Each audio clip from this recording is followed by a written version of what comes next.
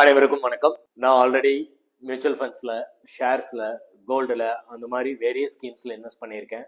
But எனக்கு அதிகமான லாபம் தர மாதிரி ஸ்கீம்ஸ் எதாவது இருக்கா அப்படிங்கிறவங்களுக்கு தான் ஆல்டர்னேட் இன்வெஸ்ட்மெண்ட் ஃபண்ட்ஸ்.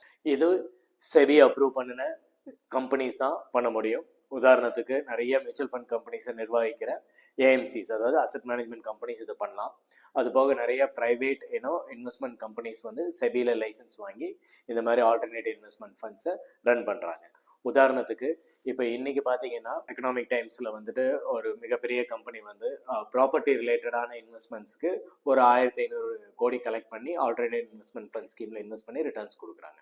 ஸோ இதெல்லாம் எப்படி ஒர்க் ஆகும்னு பார்த்துட்டிங்கன்னா, உதாரணத்துக்கு நீங்கள் 5 வருஷத்துக்கு முன்னாடி கேள்விப்படாத சில கம்பெனிஸ் எல்லாம் இன்னைக்கு ஒரு மார்க்கெட்ல மிகப்பெரிய வெற்றி பெற்ற கம்பெனியாகவும் அதிக லாபம் ஈட்டுற கம்பெனியாகவும் இருக்குது.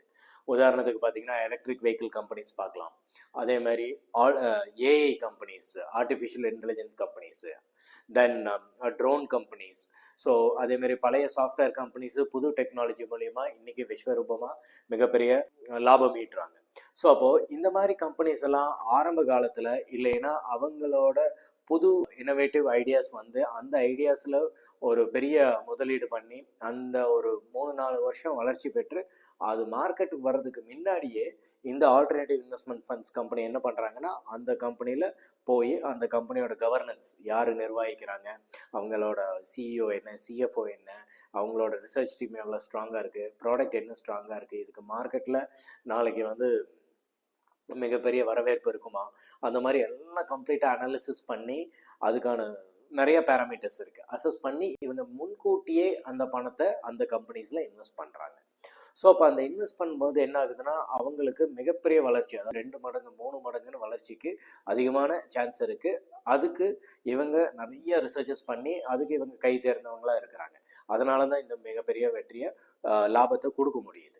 ஏன்னா அந்த கம்பெனியும் வெற்றி பெற்றது, நம்மளுக்கும் லாபம் அதிகமாக வந்துடுது. ஸோ இதெல்லாம் கிட்டத்தட்ட எப்போ முடியுதுன்னு பார்த்தீங்கன்னா ஐபிஓ வர்றதுக்கு முன்னாடி ஸ்டேஜ்லேயே முடிஞ்சிருது.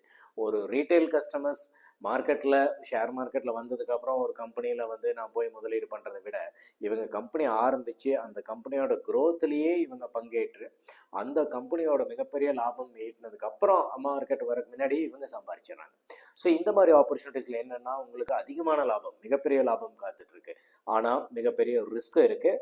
அந்த ரிஸ்க்கை கம்மி பண்ணுறதுக்கு தான் இந்த கம்பெனிஸ் எல்லாம் நிறைய எக்ஸ்பர்ட்ஸை வச்சு அனாலிசிஸ் பண்ணி ரொம்ப கேர்ஃபுல்லாக அந்த கம்பெனியை ஸ்டடி பண்ணி பார்க்குறாங்க.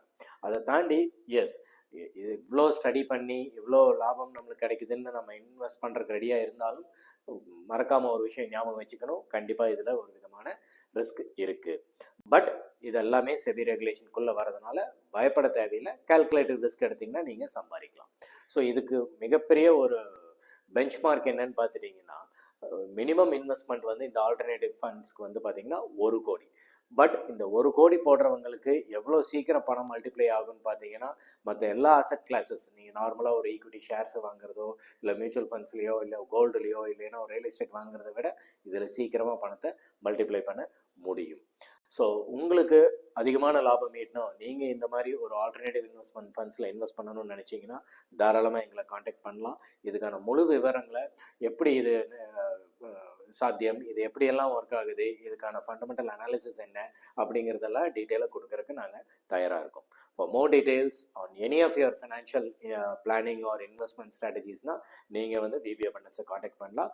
We are there to guide step by step. Thank you.